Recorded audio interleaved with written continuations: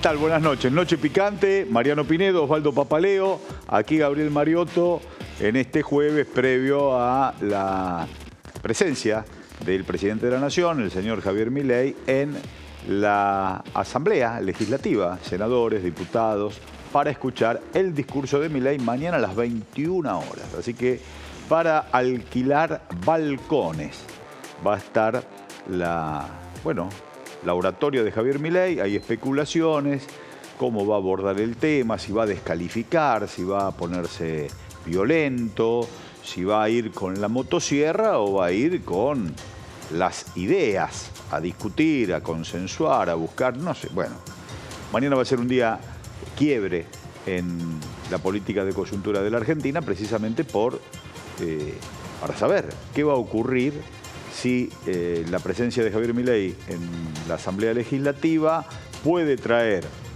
al gobierno adhesiones o puede traer rupturas, disidencias.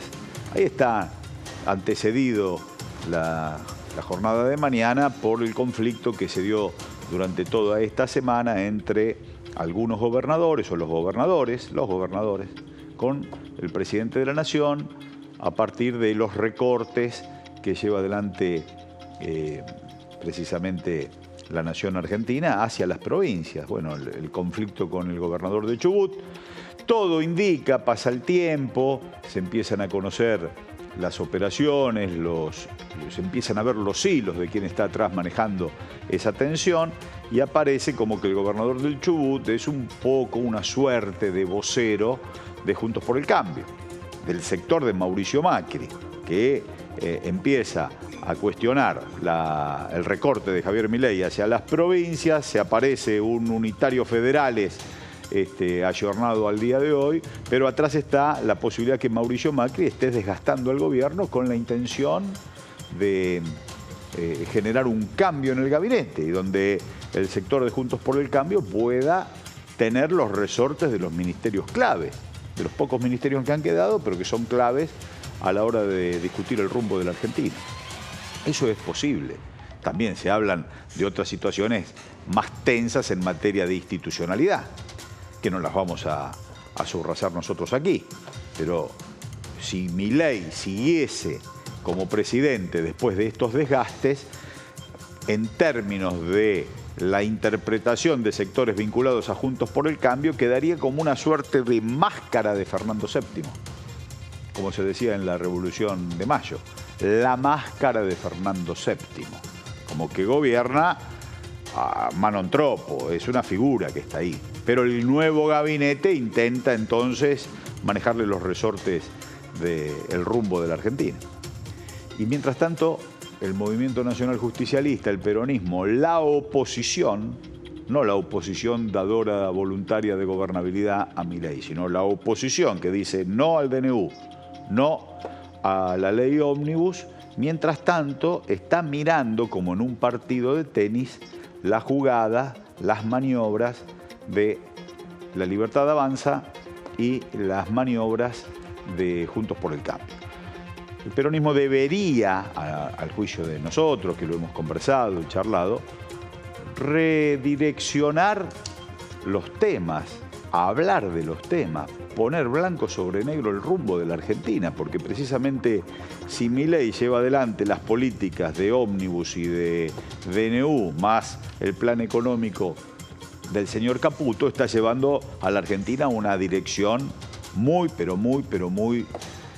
difícil de soportar, porque los sectores del trabajo, los más vulnerables, los más débiles en la línea de la sociedad, están padeciendo groseramente. Hablamos de jubilados, hablamos de inquilinos. Ahora, ¿hacia dónde vamos nosotros? ¿Qué haríamos? Está bien ponerle límite a la ley ómnibus, está bien ponerle límites al decreto de necesidad y urgencia, pero nosotros, ¿a dónde vamos? Y esto es lo que habría que redefinir. Por eso los temas centrales como deuda externa, los servicios públicos. ¿Por qué el costo de los servicios públicos tiene que estar en dólares y aumentan y aumentan y aumentan y son terribles? Como hoy estamos en la antesala del aumento de combustible. Si este es un país que tiene autoabastecimiento de combustible, ¿por qué lo tenemos que pagar a precios internacionales? Peronismo, ¿podemos discutirlo? ¿Podemos definirlo? ¿Podemos hacer una propuesta a la sociedad que vamos a hacer con respecto a la energía? Si la luz, el gas, que es nuestro, que está en las entrañas de nuestra producción, gasífera desde Vaca Muerta o El Chocón o Salto Grande o Yacyretá, ¿cuánto sale el agua que pasa por las turbinas para generar la electricidad? ¿Por qué tenemos que pagarla a precios internacionales si nosotros la generamos? Y esa estructura la hizo el Estado argentino y el pueblo argentino. Y la red interconectada nacional la hizo el pueblo y el Estado argentino. Un gran abrazo a Julio De Vido. Entre paréntesis, precisamente cuando hablamos de red interconectada nacional. ¿Qué vamos a hacer con el comercio exterior? Los puertos, ¿qué vamos a hacer? Con las aduanas, los puertos. ¿Por qué nosotros tenemos que tener los puertos en manos de las cerealeras, de las exportadoras? ¿Por qué? ¿Podemos definir eso? Porque eso garantiza la mesa de los argentinos. Después discutimos los saldos exportables. O es para todos la cobija o es para todos el invierno, en términos jaurechianos. Si hay que exportar trigo, bueno, vamos a comer pan negro, pero todos y todas, ¿no? Un sectorcito de exportador hace el negocio y el resto del pueblo lo ve con la ñata contra el vidrio. Peronismo, ¿podemos definir cuál es el rol del pueblo y del Estado argentino con respecto al comercio exterior? Bueno, son aspectos centrales. ¿Hacia dónde vamos cuando hablamos de mundo digital? Podemos hacer esa gran revolución del mundo digital con nuestros institutos científicos, desde el CONICET, el Instituto Balseiro, nuestras universidades. ¿Cuál es el rol que qué vamos a impulsar cuando ganemos el gobierno? Venimos de un gobierno de 4 años que se neutralizó y que no hizo nada en ninguna dirección. Es la fotografía del no gobierno. No gobernó ni Alberto, ni gobernó Cristina, ni gobernó nadie. El no gobierno. Se hizo la plancha y se validó la deuda con el Fondo Monetario Internacional. Eso no se puede volver a repetir porque se generó este monstruo. El no gobierno trajo desesperanza y esa desesperanza trajo no política y esa no política se canalizó con el voto a Javier Milei, 56% de los votos en el balotaje. Eso no se puede volver a repetir. Entonces, peronismo debería llevar adelante un programa, esgrimir ese programa y plantear cómo lo vamos a construir el día que ganemos las elecciones. Mientras tanto, seguimos mirando el partido de tenis. ¿Cómo andás, Mariano? ¿Qué tal? Bueno, sí. Excelente apertura, con muchísimo contenido, con muchísima posibilidad de debate. Sin ninguna duda, el talón de Aquiles de la propuesta alternativa a Javier Milei es precisamente, por una parte, creer que la única tarea que podemos desarrollar es la tarea de denunciar o de plantearle a la sociedad por qué estaría equivocado el rumbo que lleva adelante Milei, tanto en su fondo como en sus formas, con cierta tendencia que yo considero aún más negativa, que es a poner foco en las formas. Digo, me incluyo, ¿no? Porque verdaderamente escandalizan las formas y sin ninguna duda ponen en riesgo a la convivencia social cuando las formas se tensan de semejante manera.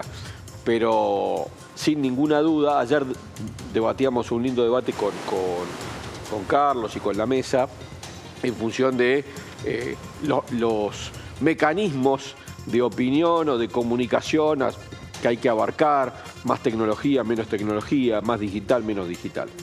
Entre paréntesis, un homenaje con eso a los compañeros y compañeras que están desarrollando la militancia en el mundo de lo digital. Pero al peronismo le falta contenido en su discusión. Sin ninguna duda, asumir el debate sobre la agenda propia, sobre la infraestructura necesaria para desarrollar una Argentina productiva potente cuyo modelo productivo desarrolle trabajo para todos los argentinos y argentinas en cada uno de sus territorios. Y que ese trabajo sea el ámbito desde el cual cada familia lleve la dignidad a su casa. Sin ninguna duda es por ahí, más que la discusión sobre la opinión, la escuela austríaca, la ideología de acá, de allá, qué dice uno, qué dice otro. Hay que abordar la agenda de la realidad, no de la opinión. Estamos prácticamente en términos de Lenin, el quehacer, Osvaldito. ¿Qué hacemos? No, yo lo que digo que la situación desde el punto de vista del discurso de mañana de Milei va a haber un escenario al que van a contribuir inclusive con su presencia aparentemente los gobernadores. El Estado Nacional no funciona. Todos los días nos enteramos de renuncia de funcionarios nombrados hace 6 días, 5 días por el boletín oficial, hoy ya renunciaron a su cargo. Hay un desacople de la realidad de la función, de la gestión, impresionante. En cualquiera de las áreas que nos toca a nosotros la actividad profesional que desarrollamos y que nos toca de alguna forma vincular al Estado, es un caos. Un caos, no hay nada. Todo es apariencia, rumor, el discurso de Adorni a la mañana, de ahí agarrarse de unos consignas y los tuiteros, nos han llevado a una realidad que no es la nuestra. El peronismo tiene valores que son importantes para discutir, para aportar. Yo siempre digo, lo que más le duele al enemigo es lo que evidentemente mejor hicimos. Y yo cuando veo el entusiasmo por destrozar el aparato de comunicación, Telam, el canal Encuentro, todas las cosas desarrolladas muy fuertes por el peronismo, son las que más les duelen. Y las que tienen calidad, sobre todo. Claro, calidad y representan algo. Representan algo. Digamos, todo lo que represente además una participación. No te cuento lo que se ha hecho en materia, como decía Gabriel, el desarrollo de las comunicaciones en todo el país, los satélites. A ellos eso les duele porque es el tronco del poder. Ahí estamos discutiendo poder. Tenemos que ir por otras cosas más profundas. Hoy día la sociedad nos pide una participación, pero tiene que ser sólida, con contenido, no puede ser, no, vamos a participar, sí, no, mañana vamos, golpeamos la cacerola. Claro. Eso. Golpeando cacerola podemos hacer un poco de ruido, está bien, pero el peronismo no es golpear cacerola, pero ni la política. Yo creo que nosotros hemos de tener un programa de enjundia, un discurso importante, concreto de los legisladores y los senadores en las cámaras. El peronismo tiene que empezar a agruparse de lo que siempre lo distinguió. Yo cuando cuento que Perón un poco da la estructura del pensamiento peronista en un congreso de filosofía en Mendoza, le digo el marco y el escenario que eligió Perón. No lo hizo en la 9 de julio, en la Plaza de Mayo y el balcón famoso. Congreso de filosofía. Ahí hay que hablar de lo que hay que hablar. Dijo, perfecto. Y digamos, nosotros tenemos como peronistas el orgullo de esas cosas. Nosotros, por más que nos quieran incluir en la barbarie, nosotros somos la barbarie ilustrada. Le hemos dado al país contenido, le hemos dado un programa social, a la gente le levantamos la autoestima que nunca se la pudieron bajar más y logramos esta sociedad que en este momento está pasando un problema, pero que esconde segundamente y digamos, seguramente esconde cosas que van a reflotarse en el momento que aparezcan las contradicciones del gobierno de Milei. Yo, en vivo y sin haber ensayado, con Mariano Pinedo podemos llevar adelante a dos voces, en términos comunicacionales, cómo abrió Perón ese Congreso de Filosofía. Alejandro. El más grande general tuvo por maestro a Aristóteles. Yo sabía que mi profesión algo tenía que ver con la filosofía.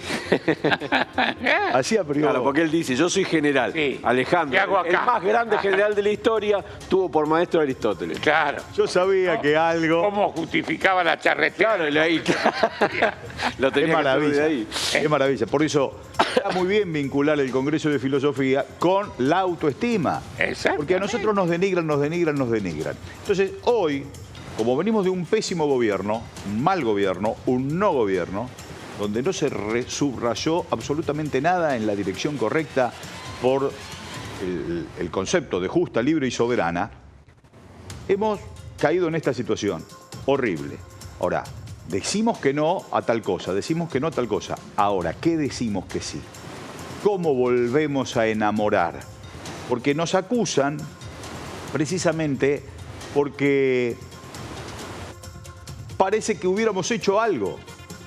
No hicimos nada. Cuando nos acusen tiene que ser porque realmente transformamos la sociedad, porque tomamos los resortes de la economía en materia de comercio exterior, porque blindamos nuestros bienes naturales, porque tenemos la Empresa Nacional de Litio, porque tenemos la Empresa Nacional de Alimentos, y tenemos los precios testigos en los puertos. Ah, entonces nos van a criticar. Bienvenida la crítica, pero la realidad efectiva ha cambiado, porque bajamos los precios de la energía, como lo hizo Bolsonaro. ¿Recuerdan a Bolsonaro? Bolsonaro no es marxista, socialista, Getulio varguista, es Bolsonaro. Ahora, ¿qué hizo en pleno conflicto de la pandemia? Bajó el precio del petróleo en Brasil, porque ellos lo tienen. Y bajó el precio de la energía, porque ellos también la producen. Si primerió Brasil con la represa de Itaipú, acuérdense la amargura que se agarró el general Perón, con los militares argentinos que se dejaron dormir entre Stroessner y la dictadura brasilera que llevó adelante la represa de Itaipú. Entonces bajaron los precios de la energía. ¿Por qué nosotros lo tenemos que subir? Y escuchamos en los medios de comunicación que tienen la administración de la distribuidora de energía, que dicen, qué barata está la energía en la Argentina, qué barata. ¿Y el peronismo qué va a hacer? ¿Podemos poner blanco sobre negro qué vamos a hacer con la energía? Para, en vez de exportar gas y en vez de exportar nuestros bienes naturales como si fueran commodities, darle a la industria de las 24 provincias la posibilidad de producir y generar valor agregado. ¿Podemos poner eso en valor de comunicación política para volver a enamorar y volver a cambiar la vida de los argentinos? Si no, decimos que no, pero no sabemos hacia dónde vamos. Y si mañana, producto de otro nuevo desencanto, nos tocase ganar, ¿qué vamos a hacer? ¿Hacer la plancha? No podemos volver a hacer la plancha. Por eso es tan importante discutir el rumbo de la Argentina y dejar de mirar el partido de tenis de la coyuntura tan fea que tenemos por estos días. Bueno, mañana vamos a ver qué ocurre con... Ahí está Fernando. Bueno, mañana vamos a ver qué ocurre en materia política, precisamente por la Asamblea Legislativa. Ahora sí tenemos una nota que hace mucho tiempo la estamos buscando, porque nuestro amigo y compañero Fernando Buenabad, que es especialista en filosofía de la comunicación, que va y viene desde su México natal a la Argentina, que transita mucho las tierras, los caminos de nuestra patria y también los caminos de la patria grande, y nosotros queríamos tener su mirada. Seguramente está en México, ahora nos va a decir dónde está Fernando, porque es un hombre de toda la patria grande. Y acá lo estamos saludando desde Noche Picante, Mariano Pinedo, Osvaldo Papaleo, aquí Gabriel Mariotto. Fernando, buenas noches, ¿cómo vas? Gabriel, querido, un gran abrazo, agradecido por tu convocatoria y tu hospitalidad y la oportunidad de saludar a toda tu audiencia, que yo sé que es grande y que crece, así que un privilegio saludarte y por fin poder cumplir con la cita. Por favor, Fernando, ¿estás en México? Estoy en Buenos Aires recientemente. Ah, bien. ¿Recién llegado? De respirar un poco el clima también electoral que hay allá, porque sabes que el presidente López Obrador termina su mandato en este año y tenemos elecciones en julio con la candidata Claudia Sheinbaum, de modo que el escenario electoral en México también presenta muchas aristas picantes, porque la ofensiva mediática de la derecha también allá hace de las suyas y estamos presenciando, por supuesto, el empeoramiento de la situación en términos de agresión contra los gobiernos que tienen raíz popular, ¿no? Así que con ese clima, yendo y viniendo también por Venezuela, donde, como sabes, creamos el año pasado la Universidad Internacional de las Comunicaciones, que está creciendo muchísimo y que, bueno, se hace cargo también de esta problemática como un objeto central de trabajo, ¿no? Un párrafo de las elecciones, las próximas elecciones en México. ¿Es posible la continuidad de las políticas que lleva adelante López Obrador, no es cierto? Es perfectamente posible porque él mismo ahora, sabes que en México no existe la reelección, que es un mandato de la propia Revolución Mexicana, el sufragio efectivo y la no reelección, ¿no? Por lo tanto, está obligado el presidente a tener un proyecto de continuidad para la Cuarta Transformación, como se llama el proyecto de López Obrador y del pueblo mexicano. Y la candidata que resultó electa por el partido Morena es Claudia Sheinbaum. Y Claudia lo que está diciendo y sosteniendo es que va a darle continuidad a la propuesta de la Cuarta Transformación, apoyada, uno, en que López Obrador tiene actualmente, al final de su mandato, más del 60% de la simpatía social, del apoyo social, y que ella lleva arriba de 30 puntos de distancia respecto a la otra candidata de la derecha.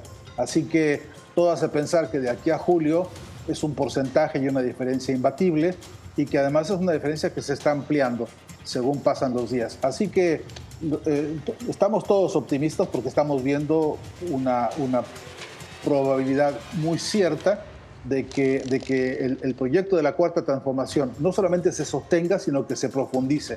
Y para eso centralmente es para lo que los proyectos políticos populares nacen, ¿no? Ahora, Fernando, cuando ganó Javier Milei, escuchamos algunas referencias que hace José Manuel López Obrador, con cierta sorpresa, precisamente por las características del personaje. Pero yo quiero escuchar tu mirada, cómo repercute el gobierno de Javier Milei en la Argentina en el marco de nuestra patria grande. ¿Cuál es tu observación? Pues con preocupación, Gabriel. Nosotros tenemos una mirada muy fraternal con Argentina desde hace muchas décadas. Tú sabes que la comunidad Argenmex o Mexicanarg, como quieran llamarla, es enorme y que los vínculos de aprecio, de respeto y de aprendizaje respecto de Argentina han sido enormes en las décadas recientes, sobre todo, en virtud de que este país tiene un reservorio humanista extraordinario y que ha educado a todo un continente en el contexto de los derechos humanos y de la reivindicación de la igualdad y de la dignidad de las personas, ¿no? Este país no resucitó de un proceso de dictadura por milagro. Esto se le debe a un pueblo que tiene, entre otras cosas, ese mandato del que ustedes hablaban, filosófico, pero sobre todo práctico, que es la comunidad organizada, una categoría política central para toda América Latina, más a estas horas, ¿no? Ese Congreso de Filosofía en Mendoza a todos nos enseñó que ese mandato y esa tarea de organizar a la comunidad para que la comunidad crezca con sus propias fuerzas es un mandato ineludible que sigue educándonos a todos. Y por eso vemos con mucho dolor lo que está pasando en el pueblo argentino ahora, producto de una auténtica traición a la voluntad democrática del pueblo argentino, que votó por un presidente que prometió cosas que en la práctica están siendo exactamente lo contrario a lo que su electorado creyó y propuso. Estamos muy preocupados por el retroceso en el campo económico de un país tan rico, un país que tiene tantas potencialidades, recursos naturales, pero sobre todo un país que tiene tantos logros y tantas conquistas, pues, en materia científica, en materia intelectual, universitaria, académica, comunicacionalmente, ¿cómo estás viendo desde la motosierra a los discursos de Davos y, bueno, mañana en la antesala seguramente a un discurso también de provocación que va a ser, nos anticipamos, ¿no? Esperemos que no sea así, en la Asamblea Legislativa? Pero esa motosierra, ¿cómo fue recibida por tu mirada de hombre de la comunicación, Fernando? Pues te repito, con preocupación y con te diría que hasta con dolor porque se veía venir, pues, ¿no? Ya había habido meses anteriores en los que el propio candidato Milei, ahora presidente, había advertido que venía a un proceso de destrucción, y lo dijo a los cuatro vientos, y encontró una caja de resonancia mediática que ha hecho con él un coro verdaderamente macabro, ¿no? Frente a la realidad del país hoy. El alineamiento que ha habido desde el New York Times hasta los periódicos locales, hasta la prensa de cabotaje de la derecha, lo que muestra es que hay una orquestación directa para desfalcar el proyecto. Gabriel, lo que yo creo que es inexcusable decir, este país le propuso un paradigma de fortaleza política basada en su concepción humanista tan poderosa de América Latina, tan radicalmente valiosa, que se constituye en un baluarte cultural, y esta guerra u ofensiva cultural que el gobierno de Milei y sus acompañantes están desplegando, entre otras cosas, pretende destruir la memoria histórica de este país, pretende destruir la consistencia moral de este país y ensuciar los baluartes éticos de la Argentina, que no son pocos, por cierto. Entonces, si esta batalla cultural se está librando fundamentalmente en lo que llamamos los medios de comunicación social, y básicamente en las redes sociales, que hoy están absolutamente intoxicadas de intereses muy perversos, especialmente los de Elon Musk y toda su estrategia de dominación a través de redes sociales, pero no solamente de él, también otros intereses que están contaminados, porque Gabriel, ya para nadie es una noticia y hay que insistir en esto. La agenda mediática de América Latina está manejada por la industria bélica norteamericana y eso tiene expresiones y traducciones de todo orden, ¿no? Porque son ellos los que manejan la producción de medicamentos en todo el continente, ellos deciden cuántos y cómo se distribuyen, porque son parte de una guerra que hoy se caracteriza como guerra cognitiva. La OTAN ha publicado ya un libro en el que explica con toda claridad que los próximos escenarios de guerra no serán los territorios ni los tanques como conocimos en las viejas películas, que los escenarios de guerra hoy serán los cerebros de las personas y que en ese espacio de lo que ellos llaman la guerra cognitiva, lo que pretenden es que no solamente derrotarnos en términos militares, no solamente derrotarnos en términos económico-militares también, sino también en el nivel de la conciencia. De modo que terminamos no solamente postrados y esclavizados, sino además agradecidos, aplaudiéndoles lo que hacen con nuestros pueblos y encima de eso eduquemos a nuestros hijos para que consideren que eso es su mejor herencia. De ese calibre es el problema. Hay en el continente, Gabriel, por último te digo, por lo menos unos 60 Mileis incubándose en toda la región. Hay que tener muy en claro que este personaje, este señor con su histrionismo y con su discurso y con su relato, no es el único caso en la región. Tenemos desde el norte-norte a Donald Trump y de ahí para abajo a muchos símiles que se conectan, que se imitan, que se intercambian y que se unifican rumbo a esta etapa que estamos viendo de extremas derechas apoyadas por aparatos mediáticos incontrolables. Te pregunto, Osvaldo Papaleo, Fernando. Buenas noches, Fernando. Qué original lo de ustedes. 2 mujeres van a pugnar por la presidencia de México. Han pasado de la imagen machista del mexicano, casi inabordable el tema de la mujer, y han pasado este escenario. Yo te quiero preguntar justamente, ¿qué incursión, qué irrupción de la mujer en la vida social de los mexicanos? Osvaldo, querido, un gran abrazo siempre, con mucho afecto. Muchas gracias.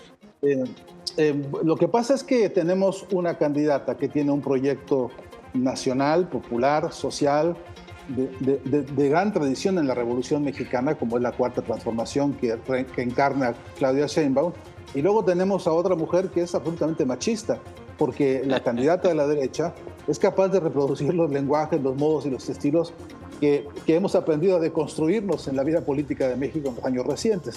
Entonces, debo decirte que también en eso hay que ser cauteloso porque las emboscadas pueden resultar peligrosas. Si una candidata como la candidata de la derecha hoy anuncia que no puede confiar en otras mujeres para los cargos importantes a nivel de secretarías de Estado porque ella cree que los viejos o nuevos funcionarios ex del PRI o ex del PAN son los únicos capaces de llevar adelante el país, eso te demuestra que hay una actitud misógina defendida por una mujer. Y es, ojo, porque es un fenómeno que debemos observar en toda la región, porque habría que poner en esa tela de juicio también al actual presidente en el Perú, tendríamos que poner en ese análisis a otras muchas lideresas hoy que no sé qué tan digamos, fieles sean al proyecto de igualdad de género en el campo del ejercicio del poder, ¿no? Bueno, nosotros acá en la Argentina tenemos una secretaria general de la presidencia a la cual todos sus colaboradores y el presidente le dice el jefe. Y ella se autopercibe el jefe, ¿no? Así que existe esa... Es la hermana del presidente. Es la hermana del presidente. Fernando, quiero volver un segundito a los medios de comunicación. Fíjate que el fenómeno Milei creció en las redes, pero esas redes son prácticamente ecos y reproducen la política del sistema mediático clásico y monopólico del círculo rojo. No es un discurso o un contradiscurso que crece en las redes enfrentando al sentido común que expresa el monopolio, sino todo lo contrario. En esas redes, Javier Milei sostiene el discurso del sistema. Pero ese sistema mediático que prácticamente creó o crió un león en el baño, un cachorrito bebé de león al que alimentó en el baño, cuando abra las puertas y quiere ir a hacer sus necesidades, ese cachorro ya será un león muy grande y va a atacar precisamente a quien con esa posición de incauto llevó adelante esa acción. Elon Musk, con el vuelto de su bolsillo chiquitito, puede comprar los medios de comunicación y el sistema mediático de la Argentina. Y ni hablar de Murdoch, ni de hablar del capital financiero que está atrás de los intereses de Javier Milei. ¿Cómo puede ser que empresarios, comillas, nacionales, le abran la puerta a este dispositivo en donde ellos pueden ser, junto con los más vulnerables de nuestra patria, los primeros perjudicados? Pues porque, Gabriel, esto, si me permites una breve referencia histórica reciente, ¿no? En el año 1980, te acordarás que lo hemos hablado mucho, el informe McBride, que por primera vez formó una comisión internacional para estudiar los problemas de la comunicación, en el año 1980, ya nos había advertido, cito casi textual, la siguiente frase: el proceso acelerado de concentración monopólica de medios de comunicación es una amenaza contra las democracias. Y este es un asunto muy importante, porque si existen empresarios nacionales o intereses nacionales que rápidamente quieren aliarse con los proyectos monopólicos transnacionales, lo cierto es que ahí lo valioso del análisis no es qué clase de mecanismos financieros, económicos, etcétera, van a seguir incluso para prestarse a un modelo de corrupción, que lo hay de fondo, podríamos analizarlo al respecto, sino cuál es el ideario con que esos empresarios han venido operando a nivel nacional y cuál ha sido el resultado de la construcción de ese ideario. Porque en un país que tiene, vuelvo a decirlo, una herencia política troncal como la herencia del pensamiento nacional y popular, que ha estado, digamos, en riesgo porque ha habido un grupo empresarial, no todos ni siempre, pero un grupo empresarial que ahora es aliado de este proyecto transnacional de medios de comunicación, lo cierto es que lo que están constituyendo es un proyecto de traición a la patria. Y no lo digo como un enunciado puramente para titular prensa, lo digo como un problema de categoría de análisis semiótico profundo, porque cuál es el conjunto de los significados con los que se ha construido este estadio de la realidad. Y, entre otras cosas, porque lo que significa es un despojo del derecho de la comunicación de todo el pueblo. Y este es el problema más grave, que en última instancia el proceso de monopolización significa el silencio de las mayorías. Sí, cuando hay monopolio, alguien se queda con la voz que corresponde al resto. El monopolio es una forma de censura. El artículo 13 de la Declaración de Principios de Libertad de Expresión del Pacto de San José de Costa Rica. Esto es así. Y todo este clima arranca en ese 80 con ese maravilloso informe McBride, promoviendo mirar sur-sur, mirar el mundo con nuestros propios ojos. Bueno, todavía seguimos en el umbral de esa posibilidad, pero seguiremos peleando, Fernando. Oye, necesitamos organizar a la comunidad precisamente para una comunidad comunicacional organizada también, ¿no? Exacto. Porque este es un desafío del corto plazo, ¿no? Esto no es un asunto que pueda postergarse. El informe McBride insistió en el final, de hecho se llama así, un solo mundo, voces múltiples, claro, por un nuevo orden mundial de la información y la comunicación. Para eso necesitamos una comunidad organizada que cumpla con ese mandato que tenemos todavía sobre la mesa por cumplir y que yo creo que nos va a hermanar ahora más que nunca a todos los pueblos de la patria grande. Bueno, te escucho con la emoción de quien piensa lo mismo, con la fruición de quien encuentra coincidencias con su propio pensamiento. Te mandamos un fuerte abrazo, Fernando. Nos cruzaremos por la ciudad. En breve nos encontramos a tomar café. El abrazo es recíproco y mil gracias por la convocatoria. Gracias. Fernando Buenabad, un gran amigo y compañero, un cuadro intelectual sólido. Linda nota. No, y aparte, él junto con Ignacio Ramonet, caminan toda la patria grande, caminan todos los pueblos, los gobiernos. Ojo, predican. Dijo, hay 60 Milei dando vueltas en Latinoamérica. Claro. No dijo, hay Milei, dijo 60. Vos fíjate que una persona que ha... que camina de la zona. Y conoce lo que es el mundo de la comunicación y está obviamente abordando el tema de la comunicación digital, pone énfasis en que nuestra fuerza, nuestro poder, nuestra capacidad transformadora está en la comunidad, que son los lazos de vinculación entre personas, Porque del otro lado es la circulación del dinero como única fuente del poder. Exacto. Y en todo caso los medios de comunicación concentrados y monopólicos, ¿no? Lalo, querido, ahí te estuvimos viendo por el monitor. Seguramente estás en algún punto, en Microcentro, me dicen acá, me soplan por la cucaracha. Microcentro. Adelante, Lalo.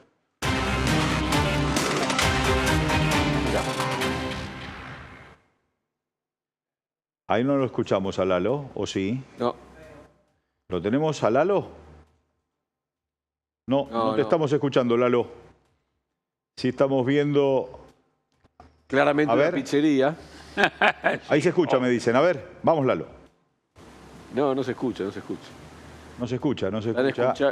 Está escuchándose. Lo vemos. Bueno, Ahí está, no, ahí está. bueno, te cuento. Me dicen de producción que estoy saliendo, así que, mira, yo te primera. voy diciendo. Vamos a avanzar. ¿Me escuchás? Sí, Ahora, de primera, Lalo, dale, arriba. Ah, perfecto, mira, te voy a tirar un dato importante. Estoy en el Imperio, acá en Chacarita. Claro. Y sí, acá es el lugar, ¿eh? Sí, Este señor. es el lugar. Microcentro me decían, pero... Vamos Ahí está. No, estoy en el Imperio. ¿Qué tal? ¿Cómo le va? Bien, ¿ustedes? Bien, muy bien. ¿De dónde sos? De acá de Capital. ¿De Capital? Sí. Bueno, cortito, porque quiero seguir hablando con gente, me interesa hablar con varias personas si puedo. Estás hablando con gente igual. No, pero sé, pero... Muy bien, vos- muy bien. No, Brillante. estuviste muy bien. Bien.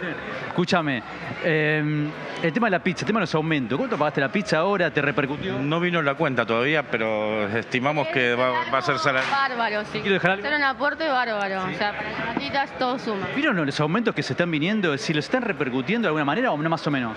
Se sienten mucho. ¿Se siente? Se sienten mucho, sí.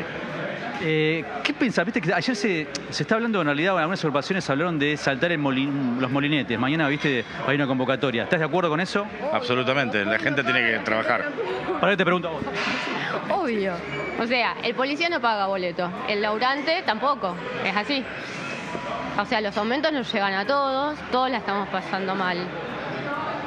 O sea, me parece que debería ser así. Habría que tener consideración con el que está laburando, porque los sueldos siguen planchados. Y todo te aumentó, hubo una devaluación de la concha de la lora, entonces todo se fue a la mierda. Perdón la expresión, pero No, está perfecto. pasándola mal todos. O sea, no importa el laburo que tengas, la guita no te alcanza. O sea, ¿Cómo ven o qué expectativas tienen para mañana? Porque mañana el presidente Milei va a dar su discurso de inicio de sesiones extraordinarias. ¿Qué esperan de ese discurso? ¿y qué va a decir? O sea, nada, ¿qué puede llegar a decir? Agresiones, vergüenza ajena, papelones, despreciar las instituciones,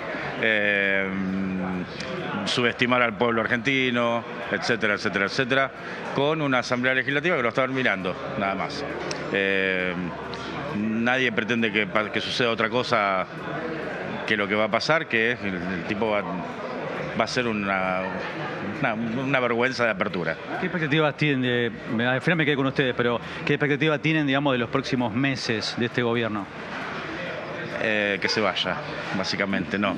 Mi expectativa es esa. Si me preguntás en realidad... tiene algo de verdad, diría Freud. Claro. Si me preguntás cuál es la expectativa que veo, y no hay mejora, o sea, yo lo que veo es gente que estaba muy bien, está regular, gente que estaba regular, ahora está muy mal, gente que estaba muy mal, se está dejando, se está cayendo del sistema.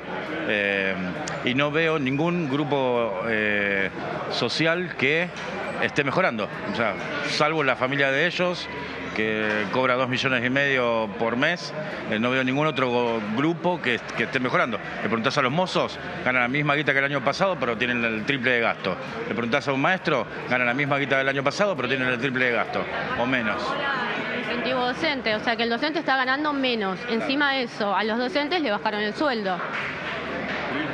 Nada, se multiplicaron. Yo pagué 75.000 pesos de luz.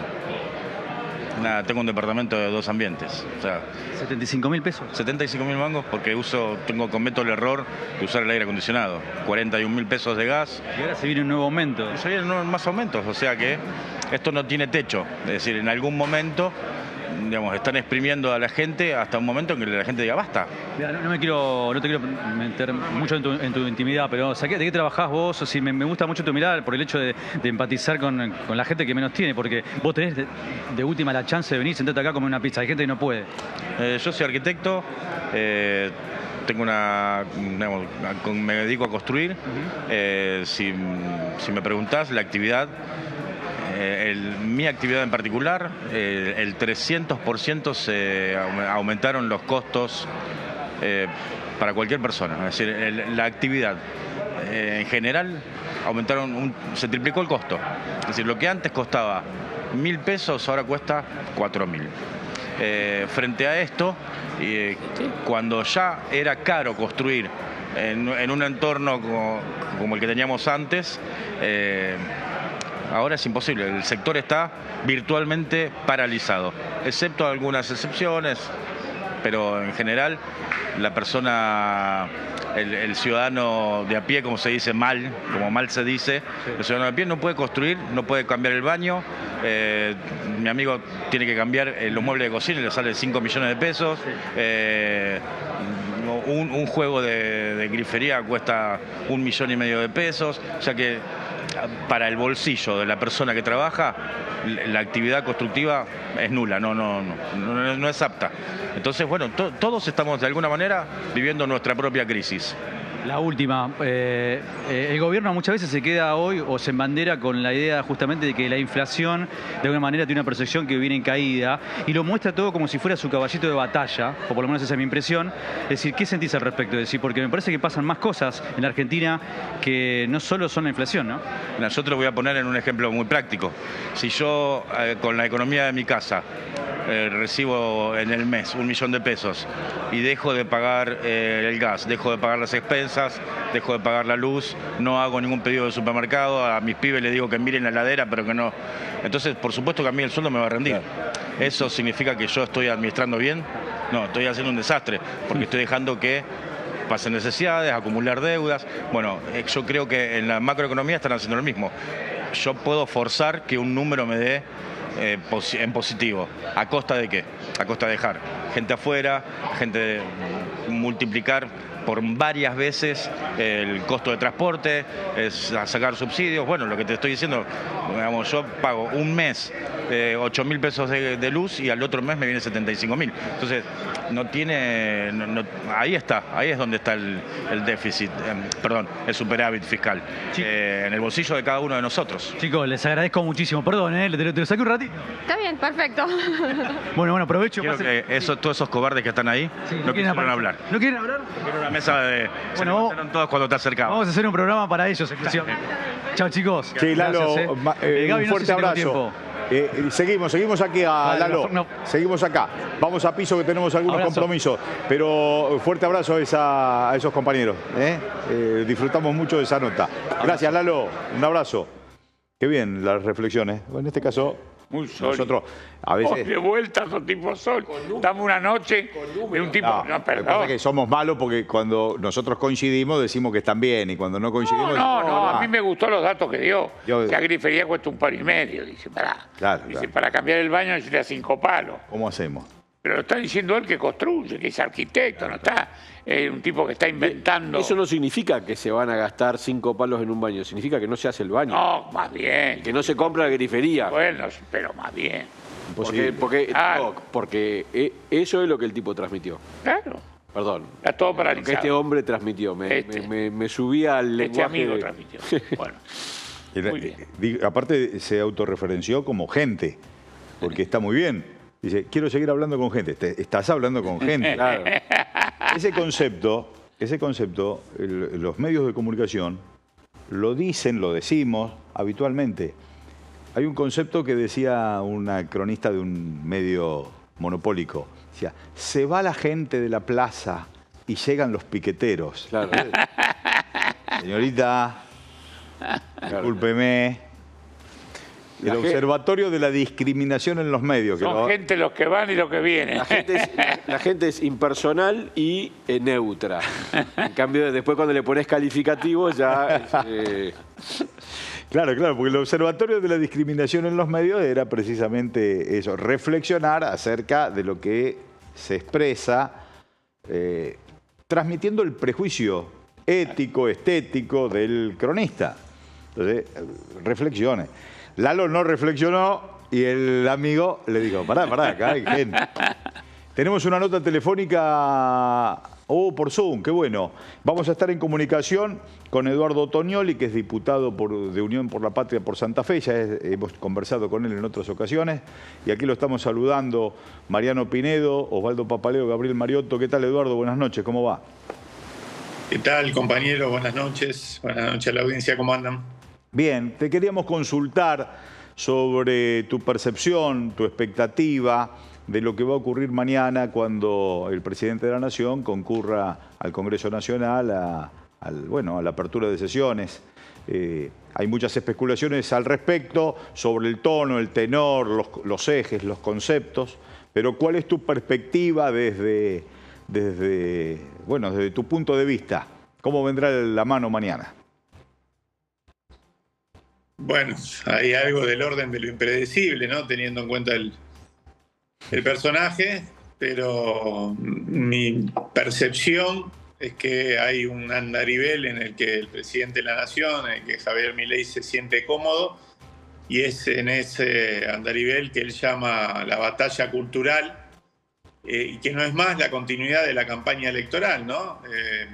No es más que eso, básicamente intentar polarizar constantemente con algunos sectores de la política, de la institucionalidad. Él siente, y tengo para mí que un poco es así, que es donde es más fuerte y donde de alguna manera puede seguir sosteniendo algún grado de adhesión de una parte de la población, porque el otro andarivel, que es el de el mundo real, material, concreto, el de la economía, de la sociedad, de los sectores de trabajo, de la producción, de las pymes, de los barrios más humildes de la Argentina, de las industrias, es decir, todos los que de alguna manera u otra tienen que ver con la economía real y con el mercado interno. La verdad es que están atravesando momentos difíciles, y entiendo que el presidente de la Nación está lejos de poder dar una respuesta, porque básicamente gran parte de lo que viven estos sectores tiene que ver con decisiones, no con impericia de la gestión, sino con decisiones que ha tomado esta gestión y que son un intento de inducirnos a una brutal recesión, ¿no? Para, de alguna manera, llevarnos a un escenario donde se cumpla el deseo histórico de los sectores del capital más concentrado de la Argentina y de afuera, que es lo que ellos llaman bajar el costo argentino. Y el costo argentino son los salarios, son los ingresos de los trabajadores, y son básicamente todo ese entramado de derechos que pretenden conculcar, ¿no? Entonces, ese andarivel, por supuesto que no lo va a navegar, no lo va a atravesar, y va a ir por el lado de la agresión, del ataque y de intentar polarizar con la política, ¿no? Se da la paradoja que no le está saliendo el tiro por la culata, sino que está llevando adelante políticas que buscan esta realidad que vos has enumerado en múltiples sectores, donde se padecen precisamente esta realidad efectiva. Ahora, en el marco de las descalificaciones de este hombre impredecible, como vos lo has descrito, nosotros lo compartimos, hubo muchas descalificaciones al Congreso de la Nación. Incluso actitudes muy feas como el día de la Asunción, hablar de espaldas precisamente a la Asamblea Legislativa. ¿Se tolerará un nuevo desplante? ¿O habrá sectores que tolerarán un nuevo desplante? ¿Cómo reaccionaríamos o no se puede anticipar la reacción si hubiese un nuevo desplante? Yo creo que no hay que pisar el palito, porque lo que definía antes como el andarivel en el que se siente cómodo Milei, es básicamente su negocio, ¿no? Es instalar la idea de que su lucha, abrazo partido, es contra la casta, la dirigencia política, etcétera. No es que todo se haya dedicado muchísimo más a agredir y a intentar comerle de alguna manera el electorado a sectores que están más cercanos en términos políticos e ideológicos, ¿no? Si no, no se entiende por qué ataca como ataca a López Murphy, por ejemplo, ¿no? Cuando Milei empezó con toda esta diatriba contra el Congreso de la Nación, ustedes recordarán que habló en diciembre ya, al comienzo de su gestión, de coimas o de diputados que estaban esperando valijas para definir su voto en referencia a la ley ómnibus. ¿Saben quiénes eran los más ofendidos en los pasillos de la Cámara de Diputados? Los dadores voluntarios de gobernabilidad. Bueno, la categoría que utilizan ellos era la más ofendida en ese marco, porque sentían que su eventual y casi segura adhesión en un todo a la ley ómnibus iba a terminar bajo un manto de sospechas, claro, de cohechos, coimas, claro, etc. Unión por la Patria. Unión por la Patria se había estado fuera de esa descalificación porque siempre había sido claro decir no, no, no. Pero aquellos que querían colaborar se sintieron afectados. Exactamente. Entonces me parece que mañana va a haber una mise en escena, una puesta en escena que tiene que ver fundamentalmente con esto. Instalar la idea de que en realidad está dando una pelea contra actitudes corporativas de la política, y que si algo no sale bien en este tránsito que estamos teniendo hacia la Argentina que él desea, va a ser culpa y responsabilidad de la política. Todos sabemos que no va a salir del libre juego parlamentario el resultado de este proceso que vamos a vivir los argentinos, que ya estamos viviendo en la Argentina en adelante. Yo discuto a brazo partido durante estas semanas esta idea muy fuerte que se instaló de que la ley ómnibus cayó porque hubo impericia por parte del bloque de la Libertad Avanza o por parte de los negociadores del Ejecutivo, o porque todo se debió a una pericia nuestra, en este caso del bloque Unión por la Patria, y esto sin desmerecer el trabajo que yo valoro muchísimo que se hizo desde nuestro bloque durante todo diciembre y enero. Pero vamos, la ley ómnibus cayó porque un 24 de enero, algo inédito en la historia reciente de la Argentina, por lo menos yo tengo 46 años, milito desde hace 30 y pico, desde los 14, 15 años, no tengo recuerdo de algo de estas características, que un 24 de enero haya habido un paro con una enorme movilización de la CGT, la CTA, la UTEP, los movimientos sociales, los sectores de la cultura, de la educación, del trabajo, de la producción, no solo en la Ciudad Autónoma de Buenos Aires y en la Plaza del Congreso, sino en plazas a lo largo y a lo ancho de la patria, un 24 de enero. Esto para mí fue determinante en lo que sucedió después, y si no, fíjense en qué momento se para la votación en el Congreso de la Nación cuando se trataba la ley ómnibus, antes de que se trate las privatizaciones. Fue impresionante la movilización de trabajadores de las empresas que querían poner sujeta a privatización desde el Ejecutivo durante los días posteriores al paro, transitando los pasillos del Congreso, hablando, interpelando a los diputados, etcétera, etcétera. Lo que sucede aquí además con el DNU y con todo lo que este gobierno pretenda hacer vía Congreso de la Nación va a tener mucho que ver con la capacidad de respuesta de nuestro pueblo, de nuestra comunidad, que ya ha demostrado a lo largo de la historia que es enorme, ¿no? Mariano Pinedo te consulta. ¿Qué tal, diputado? ¿Cómo estás? ¿Cómo estás, Mariano? Aprovecho que sos un defensor fuerte en el marco de la defensa, en el marco de la confrontación con lo que fue la ley ómnibus y las privatizaciones, el tema de los ferrocarriles. Te notamos muy comprometido con la defensa de los ferrocarriles y con el intento de privatizar. Me gustaría una reflexión tuya, porque me parece que es una agenda que nosotros tenemos que abrazar también de cara al futuro, el sostenimiento de una red ferroviaria soberana en la Argentina. En el mundo se considera que el tren es el transporte del futuro.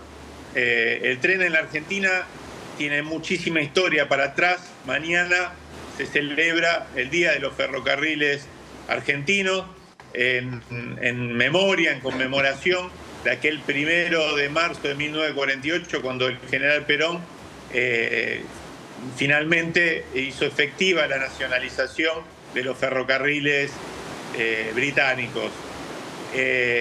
Tiene mucha historia para atrás los ferrocarriles en la Argentina, pero también la tiene mucha para adelante, a pesar de los pesares y a pesar de la nefasta historia de las últimas décadas, donde 30 años de concesiones han dejado una red desguazada, han dejado velocidades de circulación al mínimo, han dejado enormes abandonos en el interior profundo de nuestra patria, y ni aún habiendo podido recuperar a partir de la segunda gestión, sobre todo de Cristina Fernández de Kirchner, una parte importante de esa red ferroviaria, aún ni siquiera estamos cerca de lo que fue esa historia de los ferrocarriles en nuestra patria. Y este gobierno quiere que volvamos a incurrir como nación en el error, pero de manera mucho más profunda, porque la propuesta de privatización de los ferrocarriles argentinos, en este caso, va mucho más allá de la década de los 90, porque propone liquidar la infraestructura.